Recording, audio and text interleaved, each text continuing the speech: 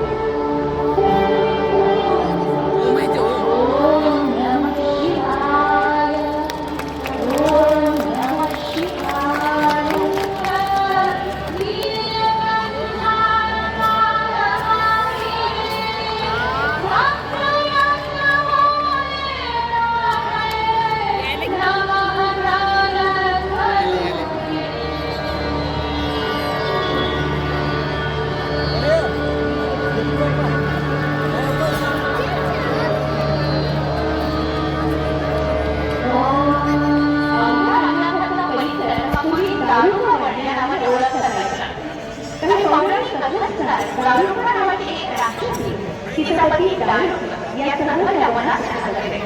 तिने देवी पार्वतीला तपश्चर्या करून प्रसन्न करण्याची सुरुवात केली होती. हे प्रतीक आहे राक्षसाचा आयुध आणि भगवान शंकराचा त्रिशूळ.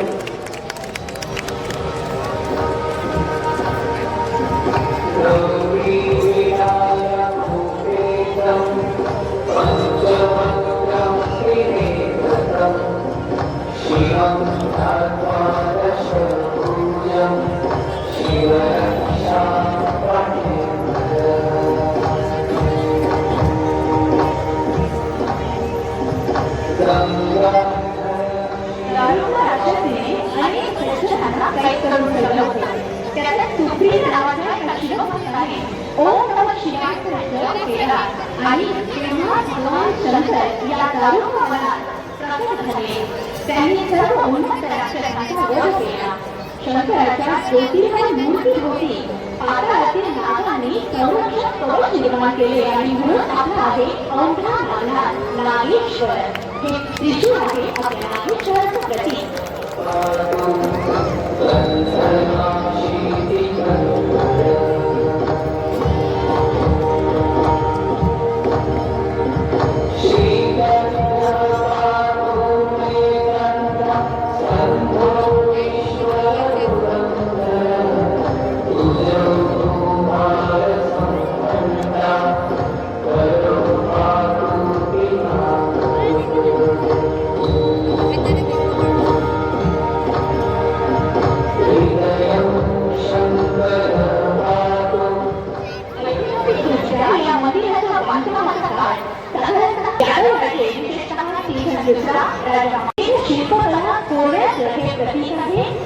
आपल्या मंदिरावर सुद्धा अनेक सुंदर मूर्ती पाहायला मिळतात.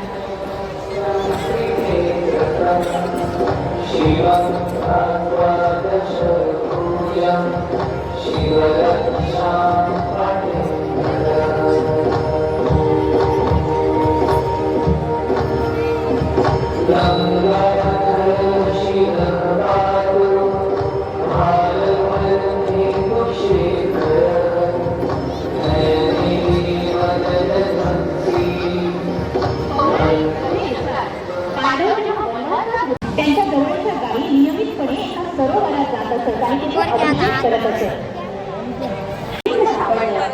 ते इतके प्रकाशमान होतं की त्यावर गावीच्या छान देण्यात आलं आणि युधिष्ठिराने विश्वकर्माकडून भव्य दिव्य मंदिराची उभारणी केली. हे प्रतीक आहे औंढा नागनाथ मंदिराचं.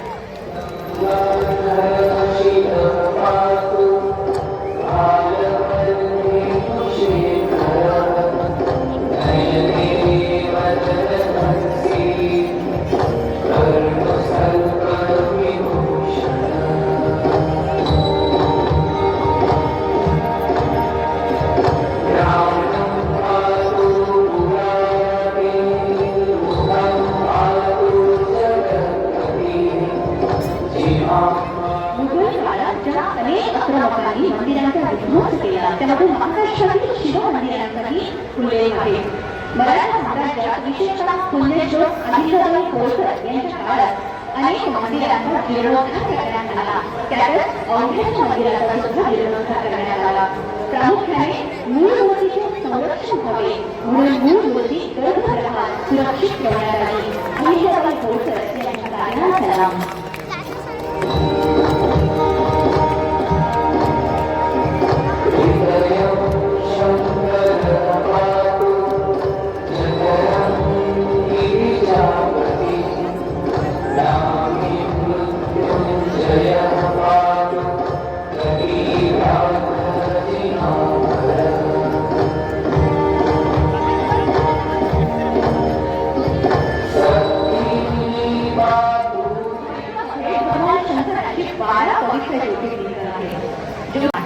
काशी विश्वनाथ, ओंकारेश्वर, महाकालेश्वर उज्जैन, सोमनाथ, पेरुदृश्येश्वर, नाशिक त्र्यंबकेश्वर, भीमाशंकर, परळ वैद्यनाथ, औंढा नागनाथ, श्रीशैल्यम आणि रामेश्वरम समस्त ज्योतिर्लिंगांचं भारतात दर्शन इथे घडत आहे.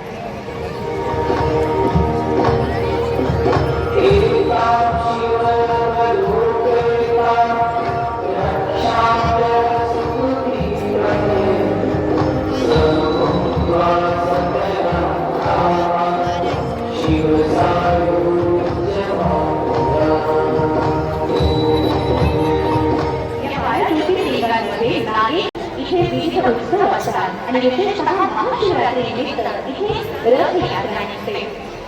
शिवशंकराची मूर्ती सजवलेल्या रथात विराजमान होऊन नगराची परिक्रमा करते. जणू ईश्वर मंदिराच्या बाहेर येतो आणि पुस्तकाची गाथा ऐकतो. रथोत्सवाच्या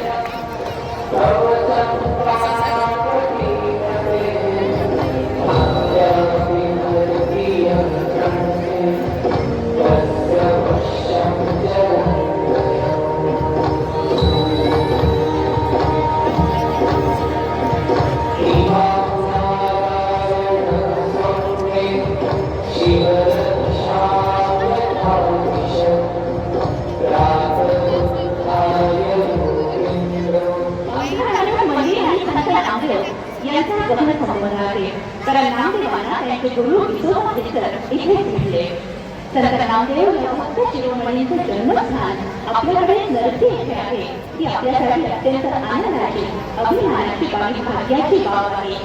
पुढचं प्रतीक आहे संत नामदेवांचं रूप दाखवणारी आदर्श विहा.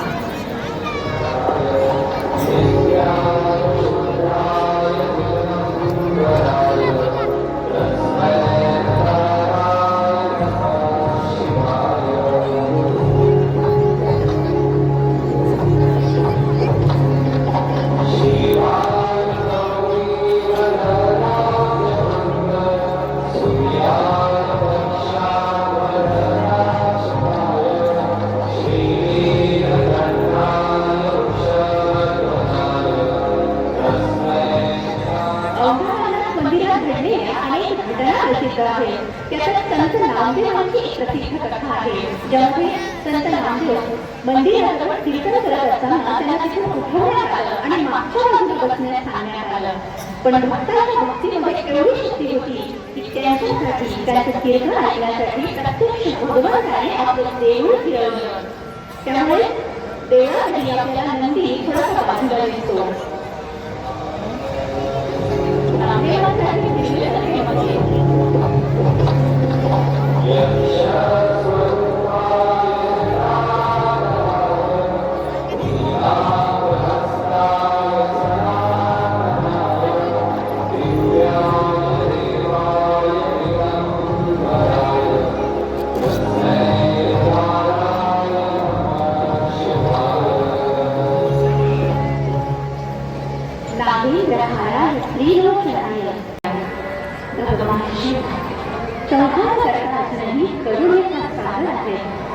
त्यांच्या जगातून वाहणारी जनता आमची पावित्र्याचं प्रतीक आहे. ओम नमः शिवाय.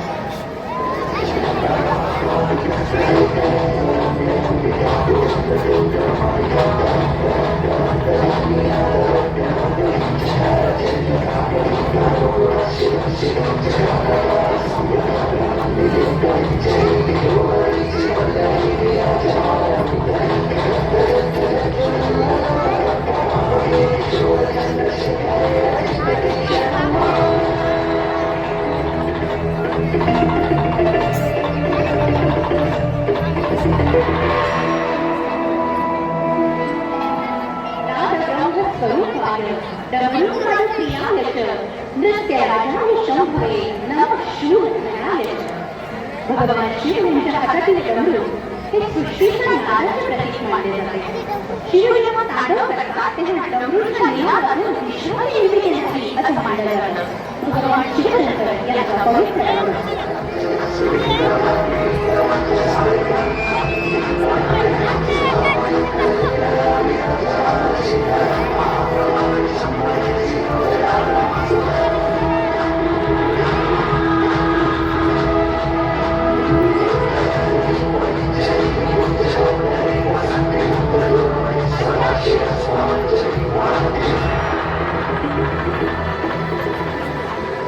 शिव म्हणजे कल्याण. शिव म्हणजे संहारात नाही सृजनाचे बीज जगणारा.